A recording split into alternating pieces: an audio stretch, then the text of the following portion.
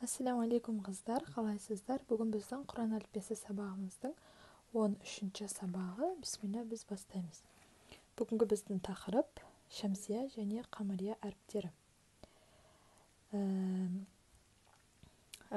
Жалпы шәмсия қамария әріптері дегеніміз ол сөздің басында келетін мынадай алиф лям артикліне қатысты ереже.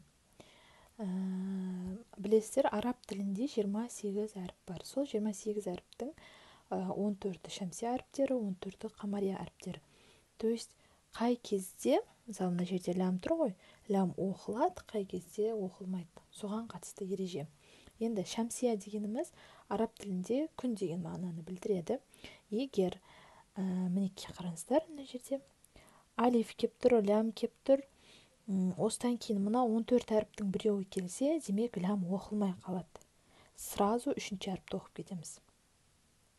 То есть лямнан кейінгі әріп шаддалы болса, шәмсия, шадда ұқсас, шаддалы болса, және де лямның үстінде ешқандай сукун, ешқандай харекет тұрмаса, демек сразу біз келесі әріпке өтіп кетеміз. Мысалы, мына жерде тиінун деген сөз, ал алиф лям артиклімен келген кезде аттину деп оқимыз. Шахрун, әш-шахру. Лям оқылып жатқан жоқ. Сиябун, әс-сиябу. Собирун, әс-собиру. Динун, әд-дину. Диддун, әд-дидду.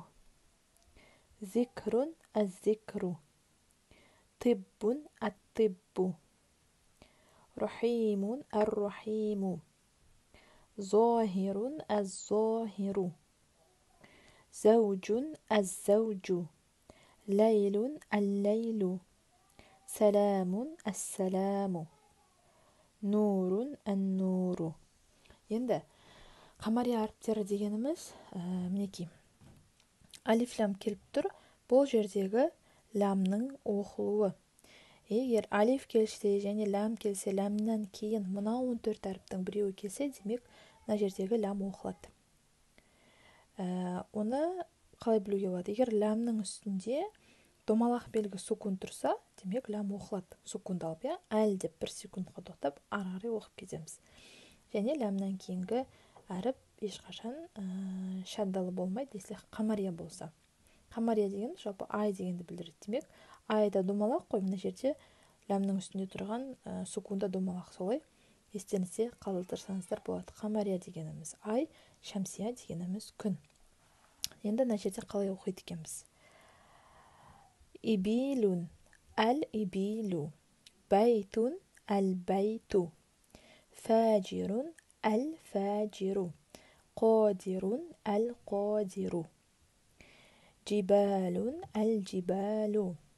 Кәусәрун, әл-кәусәру. Хамдун, әл-хамду.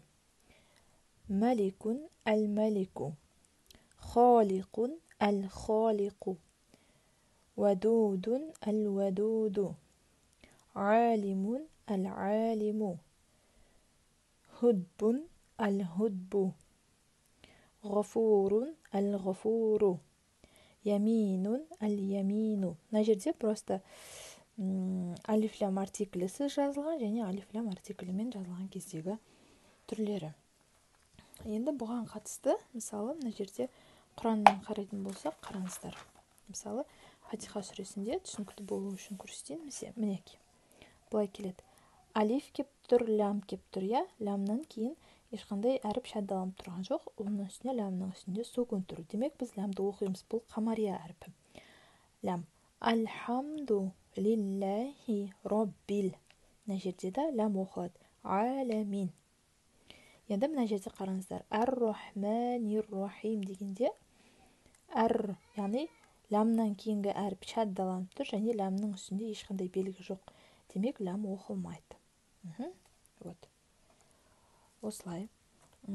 Сіздер мына жақта қамария әріпі, мынау шәмсия әріптері, мынау деп жаттап алмай-ақ, осы белгілерінен білсеңіздер болады. Егер лямның үстінде сукун тұрса оқылады, егер сукун тұрмаса оқылмайды деген секілді. Енді келесі тақырып лафзатуллахтың оқылуы, то есть Аллах сөзі қай жерде жуан, қай жерде жіңішке оқылады, соған қатысты ережелер. Міне қараңыздар. Егер Аллах сөзіндегі әріп фатхалы яки доммалы болса жуан, ал кәсіралы болса жіңішке дыбысталады. Яғни Аллах деп жазылған кезде алдындағы сөзге де байланысты болады екен. Мысалы, қараңыздар. Аллаху жуан, доммалы және фатхалы болып тұр. Валлаху жуан, мааллахи жуан, зикруллахи жуан, насруллахи жуан. Енді мына жерде жіңішке оқылады. Лиллахи, биллахи, бисмиллахи, юти'иллаха, сабилиллахи. То есть Аллах сөзінің алдындағы сөздер немесе өзі доммамен және фатхамен келсе жуан, кәсірамен келсе жіңішке оқылады. Мынау үстіндегі сөздер жуан, астындағы сөздер жіңішке оқылады. Енді сіздерге үйге тапсырма. Мынау бетті осы сөздерді және ережелерді полностью оқисыздар 10 реттен, и мынау бетті 10 рет оқисыздар. Жақсы ма?